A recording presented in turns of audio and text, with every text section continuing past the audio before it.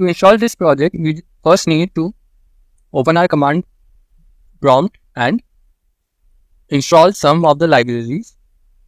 The first one is OpenCV. So we will type pip install OpenCV Python and hit the enter button. In my system, the library is already downloaded, and for this reason it is written requirement already satisfied. But in yours, if it is not downloaded, it will start downloading. So basically this library is used for face recognition and detection. Then we will install Pillow library. Pip install Pillow. This library is used for attaching the images with the project and changing its size. Hit the enter button and this library will start downloading. After this library, we will install NumPy library.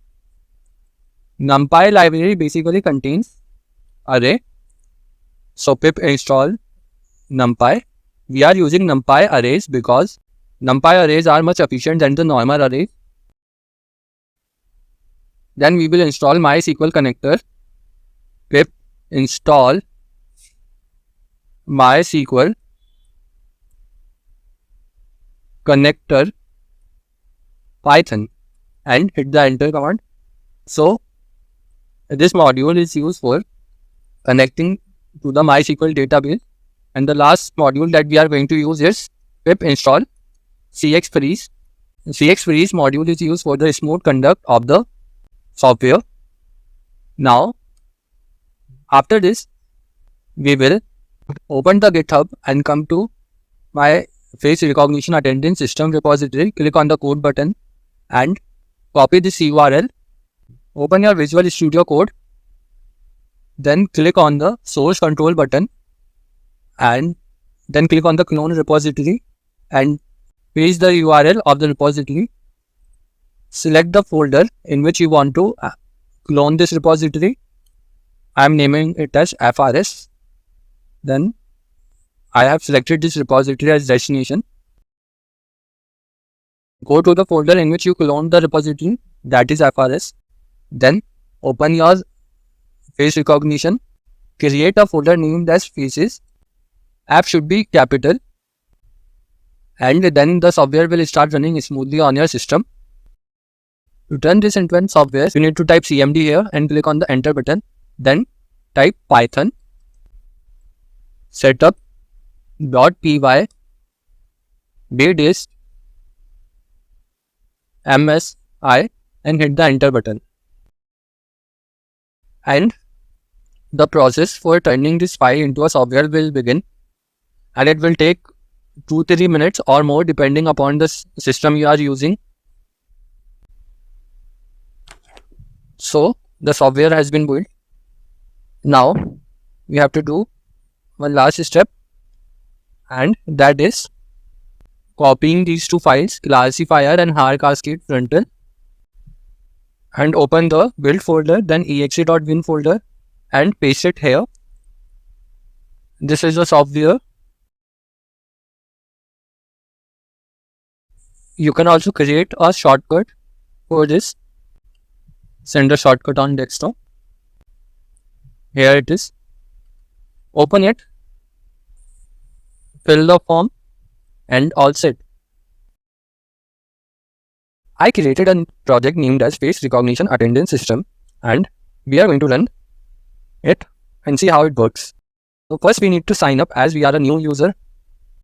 So my name is Mohammed Mas and this is my first name, and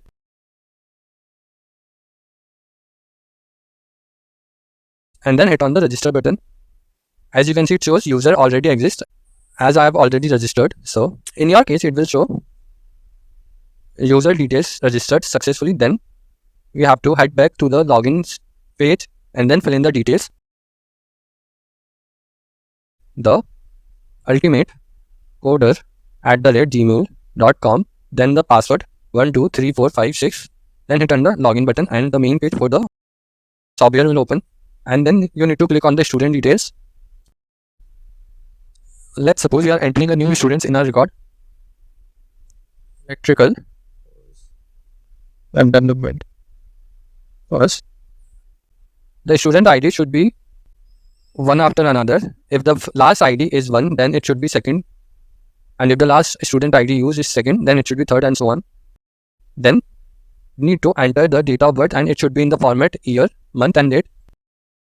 So we are going to enter the date 2003 11 14, that is 14th November of 2003. Let's suppose the student name is Keshav Gautam and his mobile number is 91, a random mobile number. Then we need to enter the parent name. We need to fill in all the details. Then we are going to click on save button and the details will be registered. So here you can see that the details are visible. Name, student ID, department and these all things. But here, while filling a form, it did not enter the correct email. So in this case, what we have to do?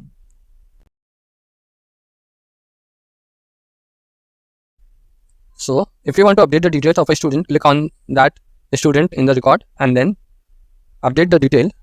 Let's suppose we are using a random mail. It is not my original one. Then we will click on the update button and click on yes, and hence the details are registered successfully. Here as you can see, email shows kv@gmail.com. Reset button set the values for all these entry boxes as the initial value. To previous page is basically a button that will work as back function and it will take us to the previous page. And let's suppose we want to delete a record from here. So we will click on that record and then hit on the delete button, and hence it is removed from our system. Let's suppose we want to enter the photos of the student. Then we will click on the records of the person and update photo sample button, and the software will record my face.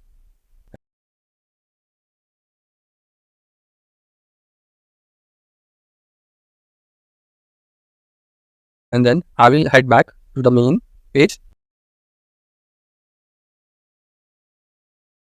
Click on the train data button, as the image that we saved need to be trained so that when I appear in front of the camera, it shows my name, student ID, and it also enters me inside the attendance file. Now let's click on the face recognition button and we will see whether it recognizes my face or not. As you can see, it is recognizing my face, and here it is written student ID 1 and name is Mohammed Mazrani.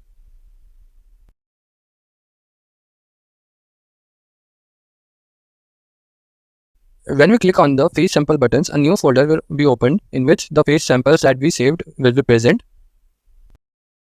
Now let's look at the attendance function too. So the record of attendance will be present inside the attendance file that is present inside the attendance folder, and we will open it. As you can see here, the attendance is already marked, and it is because just a minute ago we used the face recognition system to recognize my face, and that system marked the attendance. And let's suppose we want to update the details here and click on the update button. So this will run into an error.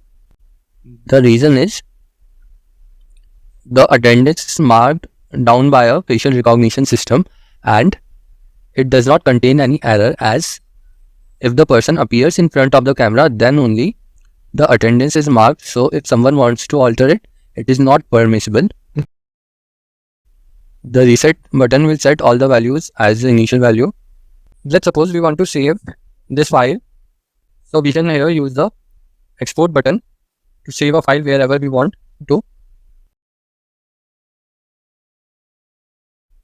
We can also search a student by 4 categories: student ID, name, department and semester. Let's suppose we want to search a name or a person by a particular branch or category. The best way to search for a person is to search by student ID.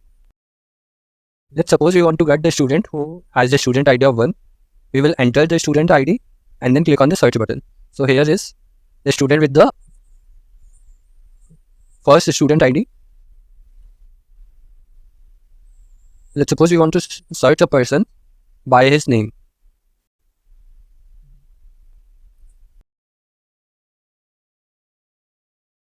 We can also search a person by semester. So we will type first semester. So there are 2 students in the first semester. Second semester, there is no student with the same semester, and because of that reason, no change occurs on the screen. Search for fourth semester. There are 2 students in the fourth semester. Let's suppose you want to see all the students. So we will click on show all button.